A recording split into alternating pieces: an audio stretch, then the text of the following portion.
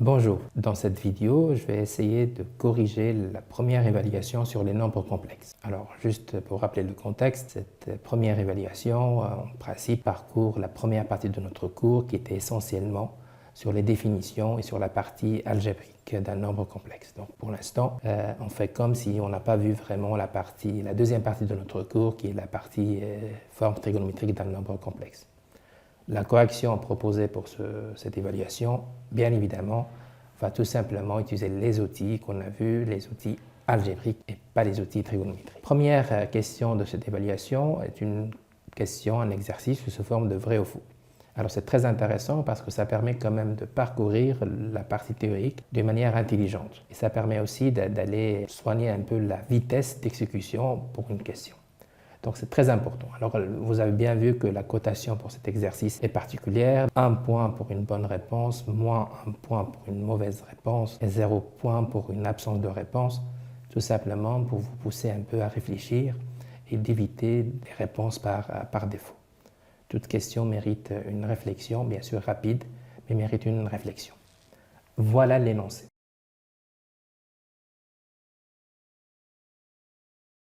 Alors, la première proposition, l'opposé de i est égal à son inverse. Le nombre complexe i puissance 405 est-il imaginaire pur? Le nombre complexe z plus z bar est-il un nombre réel, c'est-à-dire sa partie imaginaire est nulle? L'imaginaire d'un conjugué est tout simplement égal à i z moins z bar sur 2. Le produit z bar est un imaginaire pur. La somme de n égale 0 jusqu'à 24 de cette puissance moins i puissance n égale 1. Le module d'un produit est-il égal au produit des modules? Un polynôme dont c de degré n admet n racines. L'imaginaire de cette partie, de ce nombre complexe, est tout simplement sinus de 2θ. Et finalement, la partie réelle d'un nombre inverse est égale à la partie réelle de ce nombre divisé par le produit z bar. Voilà pour les 10 propositions. Alors, on sait que 1 sur i est un nombre complexe avec un dénominateur complexe. Donc, l'idée, c'est de rendre réel le dénominateur. On multiplie soit par le conjugué, soit par le nombre lui-même. Ici, c'est par le nombre lui-même parce que c'est i. Donc, c'est 1 sur i. On multiplie par i, on équilibre par i. Résultat, ça va faire un i sur i carré. Et puisque la propriété centrale de i, c'est tout simplement i carré égale moins 1, donc ça se simplifie en moins i. On a bien notre proposition qui est. Pour la deuxième proposition, l'idée ici, c'est de vous faire travailler autour d'une puissance connue qu'on a travaillée, c'est la puissance 4n. On sait que cette puissance est égale à, je vais la redémontrer rapidement, ça fait i puissance 4 puissance n, et le i4, c'est tout simplement le 1 puissance n, qui est 1. Donc c'est bien, Alors l'idée, c'est tout simplement de jouer avec les puissances, de les diviser par 4 et de gérer le reste. On sait que i puissance 405, c'est tout simplement i puissance 404 fois i puissance 1, et le i 404, la puissance 404 est un multiple de 4, donc ça va faire un 1, et je reste avec un i. Donc ce i 405 est tout simplement égal à i. Et le i, bien sûr, est un imaginaire pur. Donc, encore une fois, pour cet exemple, c'était vrai. Alors, la troisième proposition, z plus z bar est un nombre réel. Oui, ben ça découle en fait de la définition même d'une partie réelle d'un nombre complexe. On sait que réel de z, c'est z plus z bar sur 2. Et juste pour rappeler que l'imaginaire de z, c'est z moins z bar sur 2i. Alors, ce z plus z bar, c'est tout simplement 2 fois réel de z. Réel de z, ben, par définition, c'est un nombre réel. Multiplié par un nombre réel, ça reste un nombre réel. Donc, encore une fois, cet exemple, c'est vrai. Alors, pour la quatrième proposition, l'imaginaire de ce conjugué, donc l'imaginaire de z bar, est-il égal à i z moins z bar sur 2? On va tout simplement partir avec la définition. L'imaginaire de z bar, c'est z bar moins z bar bar sur 2i. Z bar reste z bar. Le conjugué du conjugué, c'est tout simplement le nombre complexe lui-même sur 2i. Puisque le dénominateur est un nombre complexe, bon, en imaginaire pur, on va multiplier par le nombre lui-même. Donc ça va faire, je vais multiplier par i, z bar moins z sur 2i carré. Le i carré, par définition, c'est le moins 1, donc c'est un moins 1 qui va sortir d'ici, donc ce qui donne moins i z bar moins z sur 2. Et je vais quand même insérer ce moins dans l'expression, ce qui donne i z moins z bar sur 2. C'est exactement le deuxième membre de l'égalité proposée. Donc, encore une fois, c'est un exemple, proposition qui est vraie. Pour la cinquième proposition, le produit d'un nombre complexe fois son conjugué, donc z bar, est un imaginaire pur. Bon, on sait que par définition, le module de z, c'est tout simplement la racine carrée de z bar. Module est un nombre réel, forcément positif, et z bar est un nombre réel positif. Donc le z bar, forcément, est un nombre réel. Sa partie imaginaire est nulle. Donc c'est une proposition d'un exemple faux. Pour la sixième proposition, on a cette somme finie, donc de n égale 0 jusqu'à 24 de moins i puissance n. Cette somme donne le 1. Voilà. Bon, ça nous ramène à une partie de notre cours. On sait que 1 plus z carré plus zn qui donnait 1 moins zn plus 1 sur 1 moins z. Ça, c'est un peu la théorie qu'on va utiliser pour cet exercice. Bien sûr, notre z ici, c'est le moins i, ce qui fait que la somme de n de 0 jusqu'à 24 de moins i puissance n, il va nous donner à 1 moins le moins i puissance 25, un degré de plus, sur le 1 moins le moins i. Alors, cette puissance 25, c'est un peu la même chose. On va la diviser par 4 pour en extraire vraiment le plus grand multiple de 4. Ce qui donne au niveau du dénominateur 1 plus i. 1 moins et le moins i puissance 24 fois 1 moins i. Vous comprenez qu'il a cette partie-là d'office, il va nous donner le 1. Et on reste avec 1 moins i, ça fait 1 plus i, sur 1 plus i, qui se simplifie en 1. Donc effectivement, cette égalité est vraie. Pour la septième proposition, on vous demande de vérifier est-ce que le module d'un produit égale le produit des modules. Z prime, par définition, c'est la racine carrée de z prime pour le conjuguer. Et puisque le conjugué sur un produit, on peut quand même le décomposer. Ça va faire racine carrée de z prime fois z bar, z prime bar. On va un peu ordonner autrement, donc ça va faire racine carrée de z bar et de z prime bar. On décompose la racine carrée, donc c'est racine carrée de z bar, racine carrée de z prime, qui donne le module de z fois le module de z prime. Donc effectivement, cette égalité est encore une fois vraie. Pour la huitième proposition, si on a un degré d'un polynôme égal à n, alors ce polynôme admet n racines. C'est typiquement, encore une fois, une propriété centrale de l'ensemble C, c'est le théorème d'Alembert. On a, bien sûr, on accepte la démonstration pour l'instant, qui dit qu'effectivement, un polynôme de degré n admet n racines. C'est un exemple vrai. Pour la neuvième proposition, on a cette formule. L'imaginaire de cette forme trigonométrique, en principe, se simplifie pour donner sinus de θ. Est-ce que c'est vrai? Est-ce que c'est faux?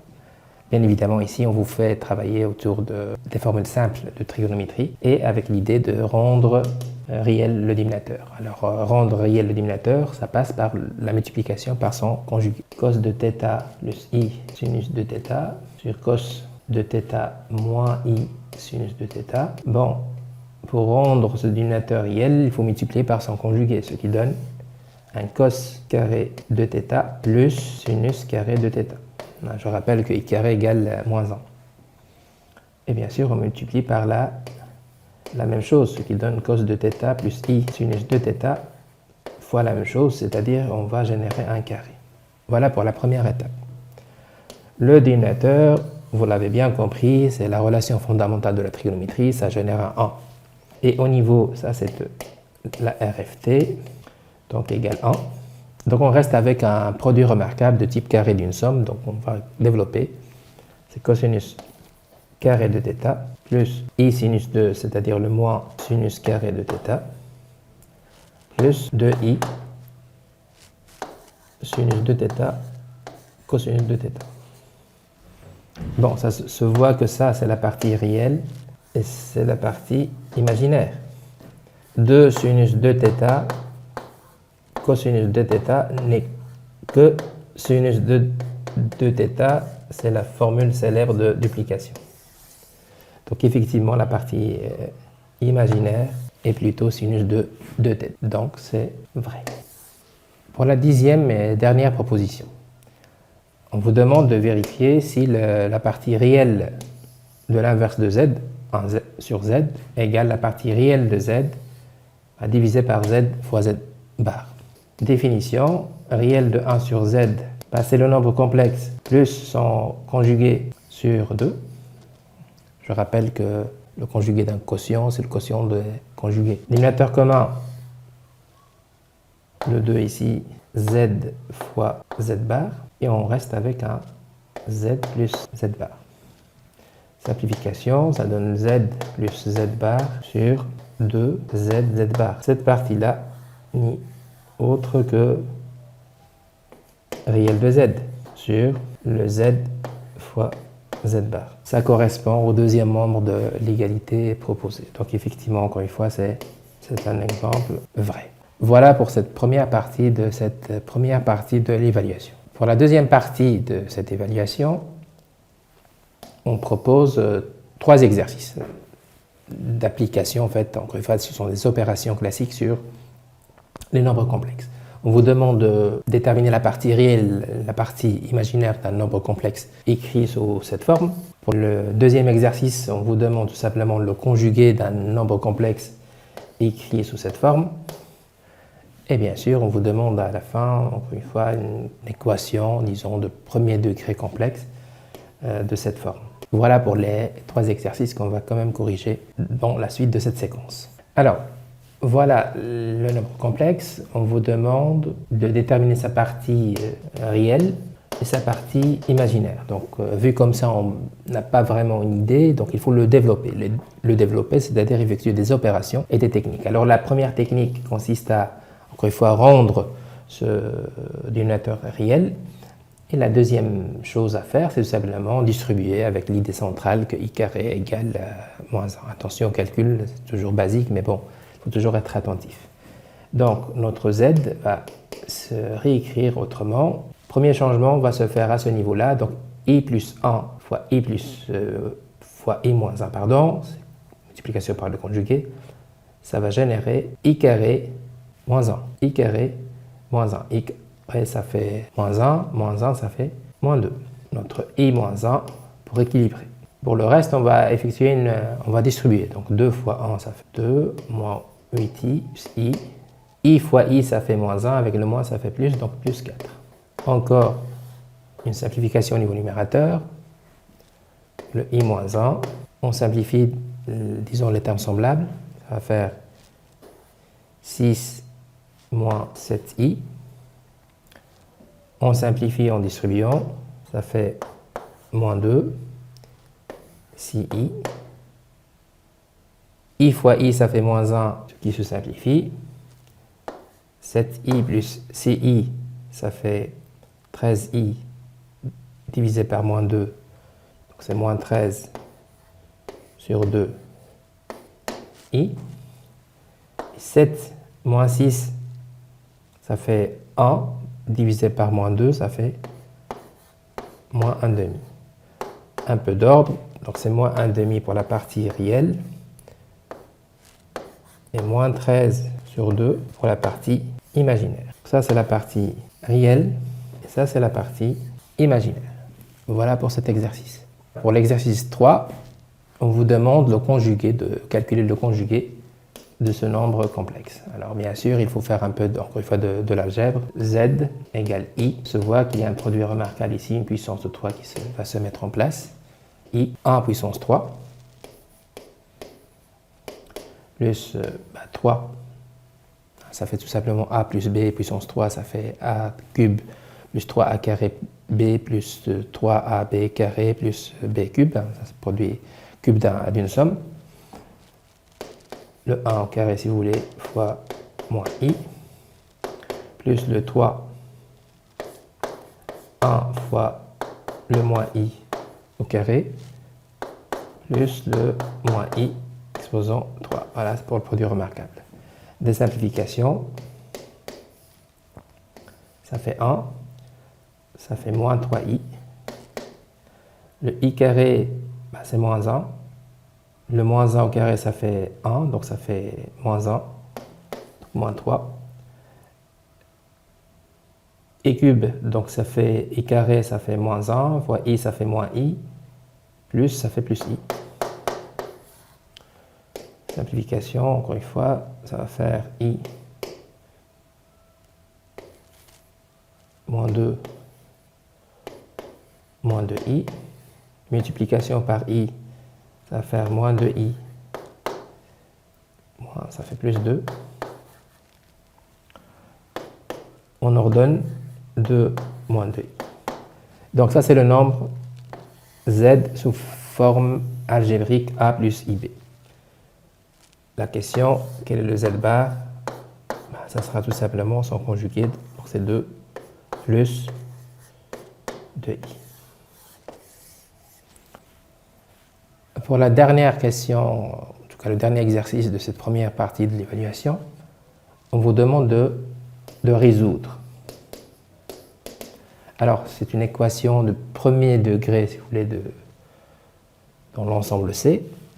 Et pour résoudre ce genre d'équation, ben, on passera par la forme algébrique du nombre complexe. En fait, on va jouer avec l'idée que l'ensemble C, c'est un peu la même chose que l'ensemble R carré, puisque chaque nombre complexe est donné par un couple de réels.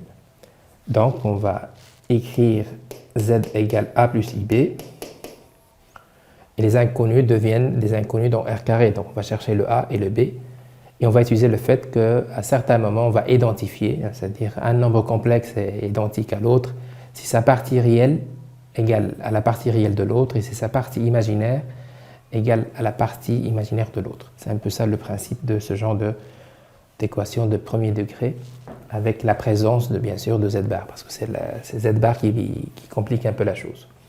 Bon, ça veut dire que z bar égale a moins ib.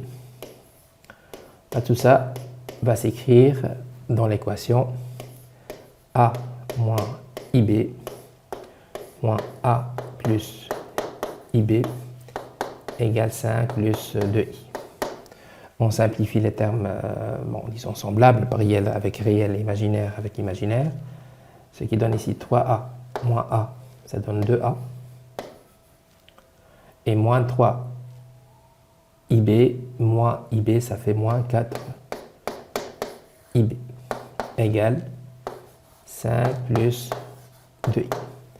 Voilà, maintenant on arrive à une situation où on compare deux nombres complexes. Ça, c'est la partie réelle, ça, c'est la partie imaginaire. Donc forcément, le 2a doit être identique à 5. Ça ouvre un système d'équations. Et moins 4b égale 2. Simplification, le a égale 5 demi et le b égale moins 1 demi.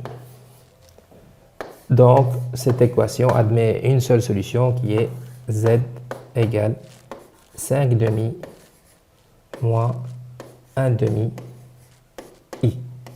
Voilà la solution de cette équation. Voilà pour la première partie de cette évaluation. Pour la deuxième partie de cette évaluation, elle est consacrée à la résolution d'équations. Premier degré, deuxième, troisième degré, toujours d'une manière algébrique et toujours dans C. Voilà ce qu'on vous demande. Donc, première question, voilà ce qu'on vous demande. La première question, c'est de résoudre une équation de ce type, donc une équation fractionnaire. Ensuite, on vous demande de résoudre une équation de second degré, une équation de troisième degré, une équation de quatrième degré. Voilà grosso modo les 4 équations demandées. Attention, donc on va encore une fois vous demander des choses simples. Donc il ne faut pas y aller compliquer les choses là où ils sont simples. Souvent, c'est plutôt comment extraire une racine carrée d'un nombre complexe. C'est la technique qu'on va utiliser pour le second degré. Ordinaire, si on est capable de repérer, c'est souvent le cas, une racine évidente. Et bien sûr, changement de variable, si on dépasse quand même des degrés 3 ou 4 et on voit qu'il y a quand même des liens qui relient les variables. Voilà le cadre théorique qui va être utilisé pour cette série de questions. Alors, notre première équation est celle-là. On voit bien qu'il y a un problème de condition d'existence, donc on va la résoudre dans C, sauf bien sûr le nombre complexe moins i. Condition d'existence, le z ne peut pas prendre le moins i parce que sinon on va avoir un dénominateur nul et on ne peut pas diviser par 0 même dans C. Attention, c'est une propriété commune aussi pour C. Bon, l'idée c'est tout simplement croiser.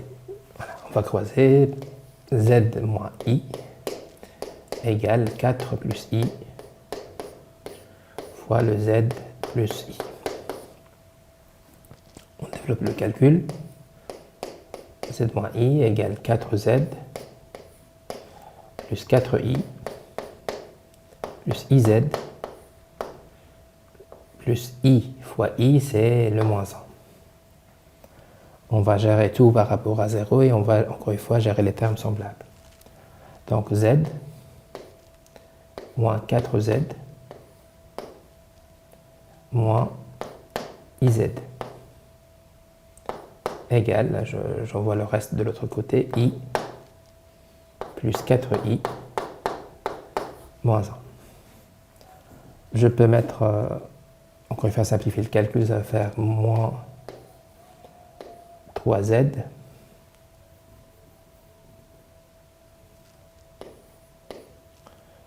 moins iz égale 5i moins 1. On peut mettre en évidence le z, moins 3 moins i égale 5i moins 1. Et on peut diviser, donc on peut isoler le z, c'est moins 1 plus 5i juste pour l'ordre, moins 3 moins i. Voilà la solution. Ici, on ne vous demande pas ici de chercher sa partie réelle et sa partie imaginaire. Donc, il suffit de donner cette solution sous cette forme. Est-ce que la solution trouvée est différente de la condition d'existence? Oui. Donc, on peut l'accepter. Voilà pour cette première équation. Pour la deuxième équation, on vous demande de résoudre une équation de second degré. Donc, de second degré, les éléments de second degré sont là. Z carré et Z. Alors l'idée c'est encore une fois de la ramener à la forme standard de type AZ carré plus BZ plus C égale 0. Donc l'idée c'est d'ordonner un peu cette équation et de la mettre par rapport à 0. Donc ce qui donne moins IZ carré plus 2 plus 4I Z moins CI égale 0. Voilà, on a ramené cette équation à la forme standard. Ça, c'est l'élément A, ça, c'est l'élément B, ça, c'est l'élément C. Et ensuite, on va tout simplement calculer le delta, extraire les racines. C'est ça, ce qui est quand même intéressant, extraire les racines de ce delta et bien sûr, donner les deux solutions.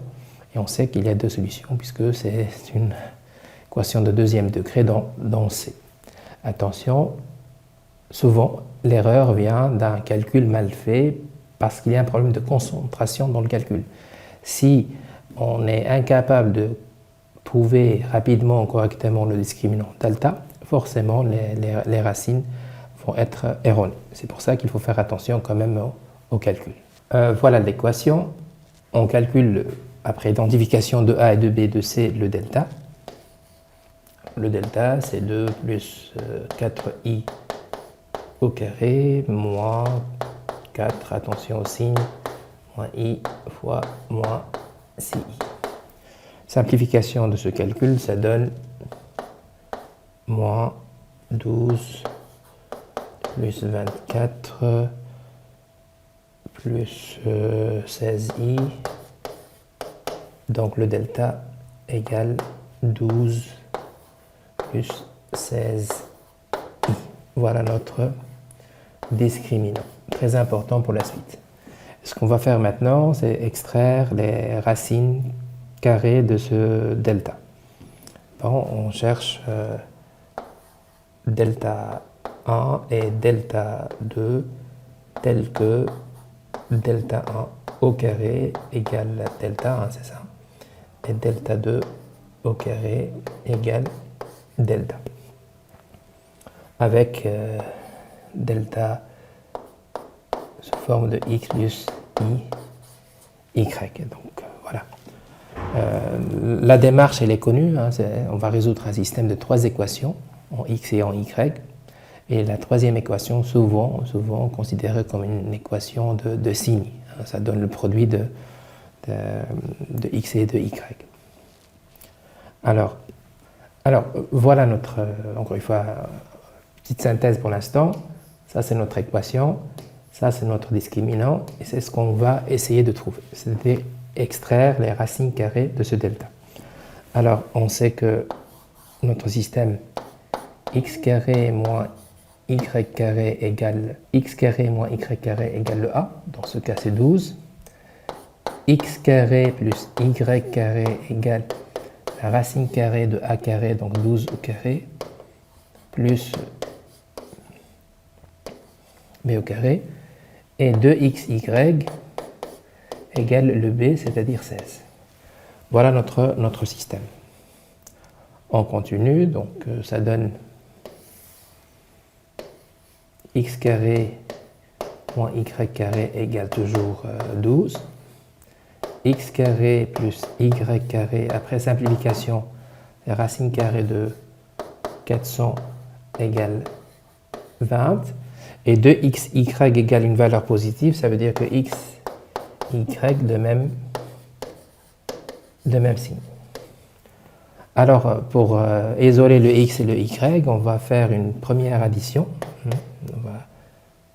Et on va enchaîner avec une soustraction. Donc, la première équation, donc première, deuxième, 1 plus 2, là, ça donne 2x carré égale le 12 plus 20, ça fait 32. Et la première équation moins la deuxième équation, ça va nous faire moins 2 y carré égale moins 8. Et xy, même signe. Donc on va toujours avancer avec un système de 3 équations. Ça se simplifie en x carré égale 16, y carré égale 4, et xy, même signe. Ça se simplifie en x égale 4 plus ou moins, y égale plus ou moins de 2, et xy, même signe. Donc, notre delta 1, la première racine de delta, ça sera, puisqu'ils sont de même signe, 4 plus 2i, et l'autre, deuxième racine, ça sera moins 4, moins 2i. Alors, on n'a pas encore fini. Hein. Ce qu'on a fait, c'est tout simplement trouver les racines de delta. Pour conclure, donc, pour l'instant, notre équation était celle-là. On a trouvé le delta, on a extrait les deux racines. Donc, conclusion, notre Z1, notre première solution, sera moins B, moins 2 plus 4i, plus la première racine de i divisé par 2a, c'est-à-dire moins 2i. Deuxième racine, c'est un peu la même chose, donc moins b, donc moins 2 plus 4i, plus la deuxième racine qui est moins 4 moins 2i sur toujours moins 2i, le 2a. Simplification, il faut simplifier le calcul, ça donne 1 plus i, première solution, et ça donne 3 moins 3i. Voilà les solutions de cette équation de second degré. Voilà, pour l'exercice 3, on a un polynôme, toujours un polynôme, mais de degré 3. Donc on sait qu'il y a 3 racines, mais bon, le problème, on n'a pas vraiment la technique de discriminant. Ici, on a dépassé le degré 2. Bon, on a des indices. Première chose, on sait que c'est plutôt Horner qui va gérer la situation, donc en tout cas parmi d'autres, hein, attention. Mais bon, on s'intéresse à notre terme indépendant, le i, et on va tester, on va faire un tâtonnement. On va essayer les diviseurs de i. Donc le 1, moins 1, le i, le moins i. Commençons par chercher une racine évidente, i. On remplace, ça donne i3, moins 1 moins i carré, plus 1 moins i plus i. Simplification de calcul, je vous laisse faire le calcul, ça donne en principe 2. 2, ce n'est pas 0, donc ce n'est pas une racine évidente. On teste une deuxième valeur, moins i. Donc moins i, puissance 3, moins 1 moins i, le moins i carré, plus le 1 moins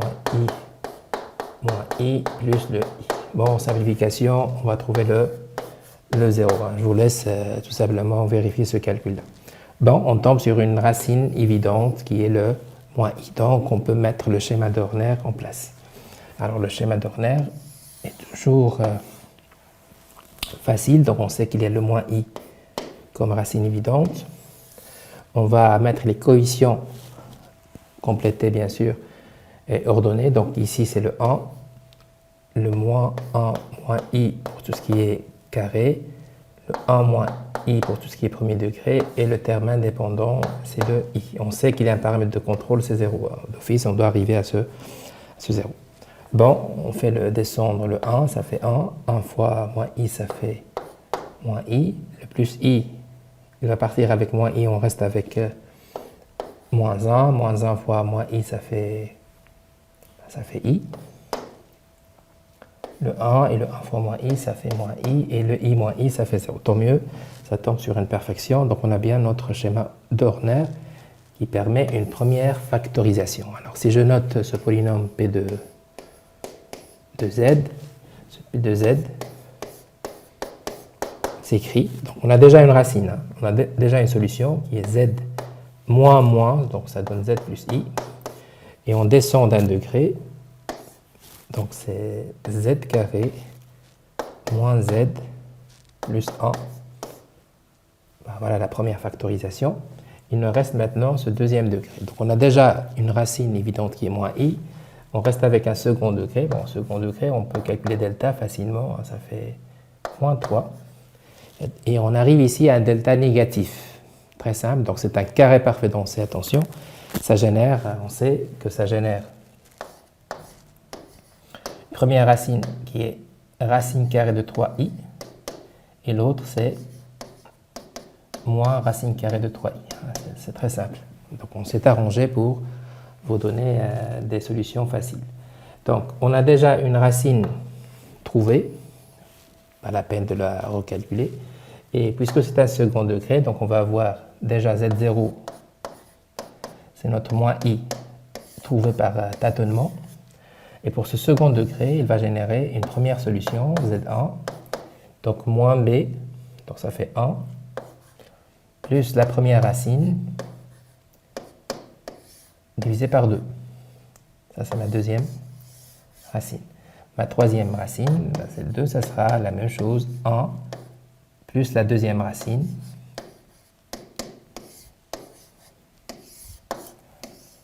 voilà mes trois racines. Donc, effectivement, c'était un polynôme de troisième degré, mais bon, on a bien vu que c'était facile à résoudre parce qu'il suffisait de trouver une racine évidente et on l'a trouvé facilement, c'était le moins i. Et à partir de ce moment-là, on a trouvé un second degré, mais avec un delta négatif, donc c'était facile et rapide au niveau de l'extraction des racines. Voilà pour cette question. Pour le dernier exercice de cette évaluation, on monte un peu de degré, mais ça ne veut pas dire qu'on monte forcément de difficulté. Donc il faut quand même prendre un temps pour observer l'expression donnée. Ici, le polynôme de quatrième degré, c'est z puissance 4 moins 1. Bon, on vous demande de résoudre. Il suffit de remarquer qu'il y a une factorisation très rapide qui va s'effectuer. P de z, binôme conjugué, c'est z carré moins 1 fois z carré plus 1. On peut encore simplifier, ça fait z moins 1 fois z plus 1, encore une fois des binômes conjugués, fois z carré. Attention, le z carré plus 1 dans C, c'est tout simplement aussi binôme conjugué. C'est z carré moins i carré. Donc finalement, on aura une factorisation de 4 facteurs, z moins 1, qui génère 1 comme racine, fois z plus 1, qui génère moins 1 comme deuxième racine, z moins i, qui génère i comme troisième racine, et z plus i, qui génère une quatrième et dernière racine qui est moins i. Donc finalement, oui, c'est un polynôme de quatrième degré, mais bon, ces racines sont évidentes, très simples à calculer. Le 1 moins 1 viennent du fait que c'est dans R, et on ajoute le i et le moins i qui viennent du fait que c'est un z carré plus 1 factorisable dans l'ensemble C avec l'idée que i carré égale moins 1. Voilà pour cette première partie.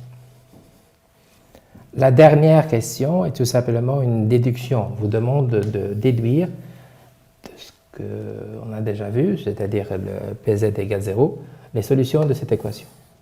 Bon, il suffit, encore une fois, de poser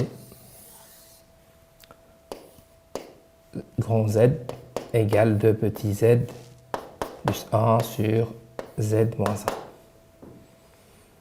Et puisqu'on a déjà trouvé les solutions, donc en fait, il suffit de mettre ça égale 1, de mettre la même chose égale moins 1,